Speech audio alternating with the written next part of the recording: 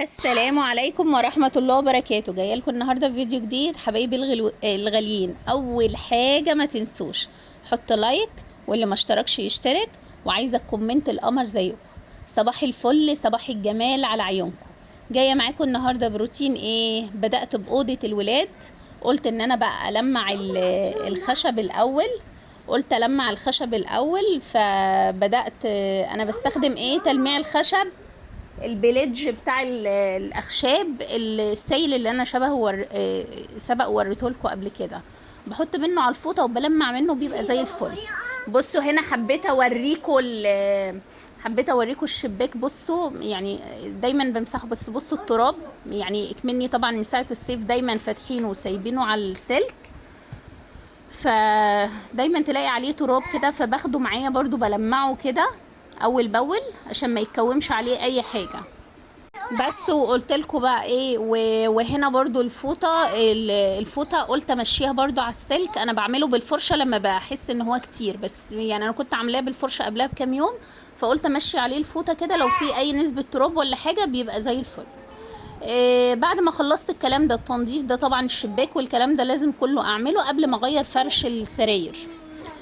رحت قلت خلاص بقى بعد ما خلصت تنظيفات الاخشاب والشباك قلت ان انا اغير المفارش بتاعت السراير كلها. بدأت بالسراير الاطفال. بصوا الخامة بتاعت المفرش ده يا بنات، المفروض المفرش ده مفرش تركي، الخامة بتاعته قطن وحلوة جدا جدا جدا ما اقولكمش. والسرير التاني ده مفرشه يعني حاولت اوفق معاه مفرش نفس اللون، بس مفرشه عادي يعني مش تركي، بس برضو خامته حلوة قوي من نوع ما بتحررش.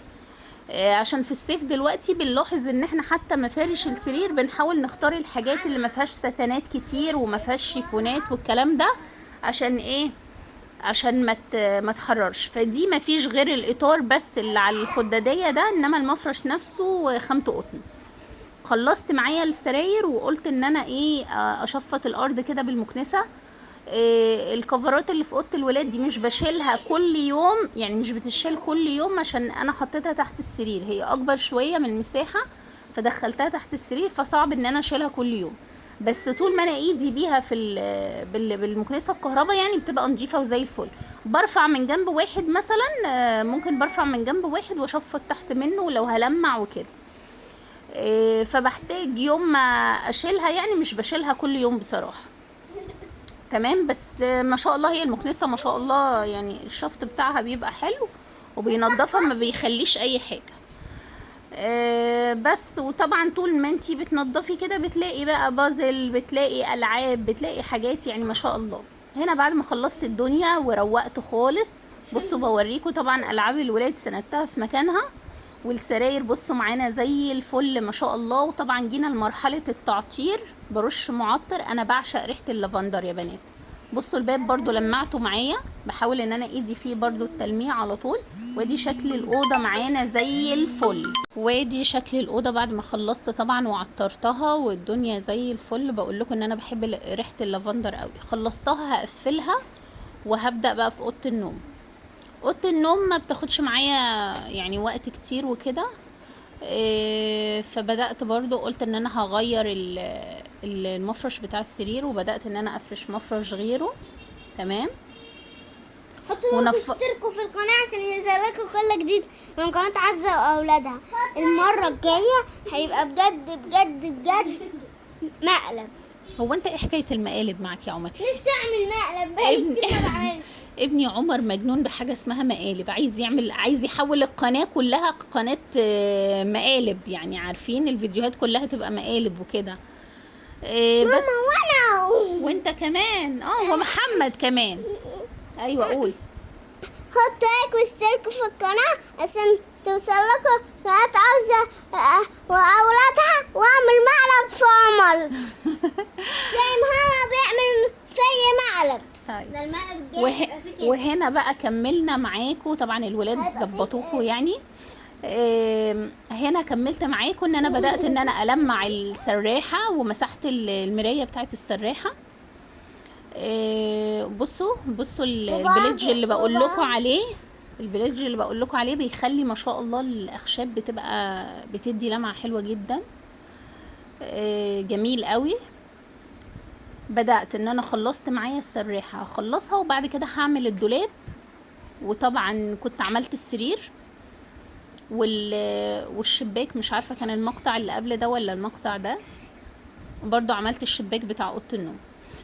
انا الصراحه ما بحطش عليها حاجات كتير، بحط الحاجات الاساسيه اللي احنا اللي انا يعني ببقى محتاجاها او كده بس. ما بحبش لان انا عندي السراحه فيها درج مخفي بيتفتح سحري كده، بيبقى جواه كل البرفانات وكل الميك اب والحاجات دي. ادي المقطع بقول لكم بتاع الشباك، برضو لمعته معايا وعملت برضو ستيلك. بصوا انا عندي الاوض بتاعه النوم، اوضه النوم واوضه الولاد ما شاء الله، يعني التهويه من ورا بتاعتهم هم بحري، فتهويتهم حلوه قوي. وطبعا خلاص انت حفظتوا معايا الباسكت بتاع الغسيل ده اللي بيبقى ملوش مكان غير هنا، ففرشت عليه برضو المفرش ده، تمام، او بمعنى اصح الخداديه يعني الزياده اللي معايا. وهنا بحاول اظبط المفرش بتاع السرير، وبشيل بقى الكفرات بتاعه الارض. حلوه جدا الكفرات اللي في اوضه النوم عشان نظامها مشيات، فبتبقى سهله قوي، مش داخله تحت سراير ولا اي حاجه، فبتشال في اي وقت يعني. وبدات ان انا اكنس الاوضه، تمام. وهبدا طبعا الحر ده عايز ميه بقى، يعني كل شويه تحبي ان انتي تسيقي وكده عشان تدي معاكي طراوه. فهنا كنست الاوضه كويس قوي، وهبدا ان انا بعد كده امسحها. جبت الشرشوبه وقلت ان انا امسحها. في الوقت ده يا بنات ما اقول لكمش احلى روتينات ممكن تتعمل في الجو الحر الفظيع اللي احنا فيه ده، ان انت بقى روتينات البلبطه اللي هي يعني غسيل سجاد، غسيل اي حاجه، يعني المهم تبقى روتينات فيها ميه والكلام ده. انا عملت برضو روتين كده، بس مش عارفه ممكن ينزل بعد ده يعني على حسب. هوريكم برضو كان كله غسيل والكلام ده. وهنا بعد ما خلصت الدنيا كلها بصوا رجعت فردت الستاره تاني وبفرش الكفرات. انا بمسح الارض من هنا، اول ما بمسحها بشغل المروحه على طول عشان تنشف الارض، عشان على ما اخلص اروح فرشه على طول، ما اخدش وقت. خلصت وعطرت الاوضه، تمام. هبدا اعطرها كلها، بوريكم منظر الاوضه بعد ما عطرتها. الدنيا زي بس بقول لكم تكون الارض نطفت معايا، بفرش السجاد او الكفرات على طول. خلصت الكلام ده، دخلت على المطبخ. النهارده قلت عايزه اعمل اكله سريعه من كتر الحر، مش عايزه اقف كتير. مسكت بصلتين وسط بشرتهم، وانا بفرز الجزر زي ما وريتكم قبل كده. بشيل منه قطع للشوربه، وبشيل منه مبشور زي كده بدخله في الصواني والعصاج اللحمه والحاجات دي. فبعد ما بشرت البصل حطيت عليه شويه جزر مبشور من المتفرز. بدات ان انا احط عليها يعني حوالي معلقتين صلصه، تمام. وحطيت عليها توم مفروم من اللي انا مفرزاه برضو حوالي معلقه، وشويه ملح وشويه زيت. وهبدا ان انا اقلبهم كويس مع بعض، تمام. وفي الوقت ده كنت مطلعه كيس صلصه من اللي انا عاملاها، اللي بشيلها متفرزه في التلاجة، طلعته يفك. بصوا بوريكم هنا. وبحط التوابل. حطيت توابل حطيت 7 توابل، وحطيت توابل فراخ عشان انا هعملها صينيه بطاطس بالفراخ. ظبطتها كلها. حطي بقى انتي التوابل اللي تعجبك كلها، اي توابل انتي حباها حطيها. وهنا كان معايا الفراخ مطلعاها ومظبطاها، يعني طلعتها واديتها غسله حلوه جدا. انا قبل ما اشيل الفراخ في الفريزر ببقى مظبطاها وغسلاها وعاملاها بميه ودقيق وليمون يعني بظبطها تظبيطه حلوه ومنضفاها حلوه قوي. ولما تطلع بعملها بعمل لها زي محلول نقع كده شويه صغيره، وبعدين بشطفها وبتبقى جاهزه معايا.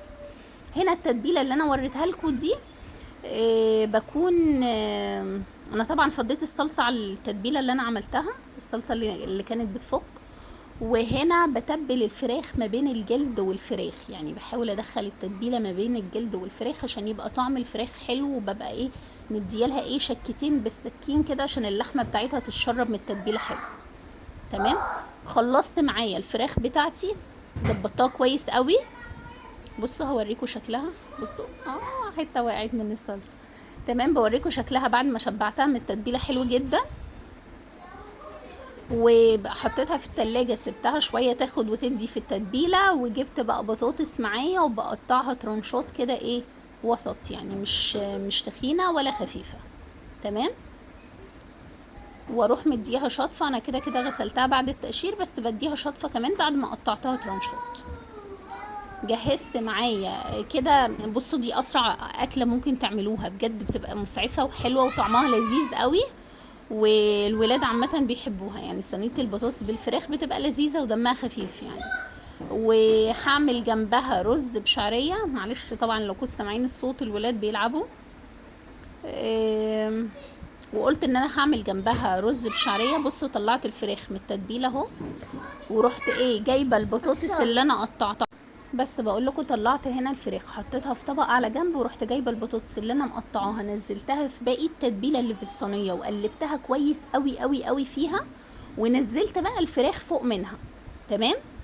في المرحله دي خلاص انا كده خلصت صينيه البطاطس بتاعتي. بحط عليها، انا كنت واخده قطعه من الفراخ يعني ورك من الفراخ، سلقته ما عملتوش مع الصينيه.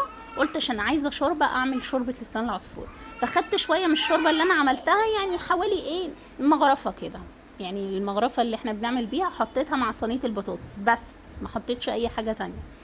وادي الشوربه بتاعتي اللي انا بقول لكم عليها، وحطيتها على البوتاجاز تغلي. ليه؟ عشان اسرع على نفسي شويه، ان ايه تنجز معايا شويه.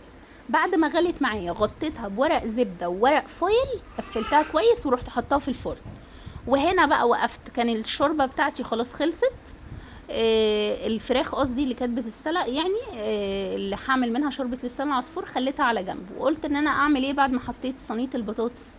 هنا جبت شعريه، وقلت حطيت سمنه بلدي ومعاها سنه زيت، ورحت حاطه فيها الشعريه، حمرتها ونزلت عليها بالرز. تمام. قلت ان انا هعمل رز بشعريه. الاكله دي بيبقى مناسب معاها قوي رز بشعريه، او رز حبه وحبه برضو بيبقى حلو، بس الرز بشعريه انا ولادي بيحبوه اكتر يعني. فعملتها كويس قوي، ورحت بعد ما حمرت الشعريه نزلت عليها بالرز وقلبتها وظبطت الملح بتاعها. وهبدا ان انا كنت غاليه الميه بتاعتها في الكاتل، وهزودها، وبعد ما يغلي معايا بغطيها وهدي عليه واسيبه يستوي مع نفسه. تمام. بعد ما يغلي كويس معايا الرز، اروح ايه، ما بستناش بصراحه ان هو يتشرب قوي، يعني بعد ما يغلي كام غلوه كده بغطيه وبسيبه ايه، بسيبه يتشرب مع نفسه. هوريكم الشكل. طبعا طعم السمنه البلدي او الزبده في الاكل بيبقى حلو جدا جدا، وبرده السمن النباتي اللي هو النوع بتاع الاكل، مش الزيت بتاع التموين، يعني الزيت النباتي بيبقى حلو. بصوا هنا خلصت الرز معايا، ههدي عليه.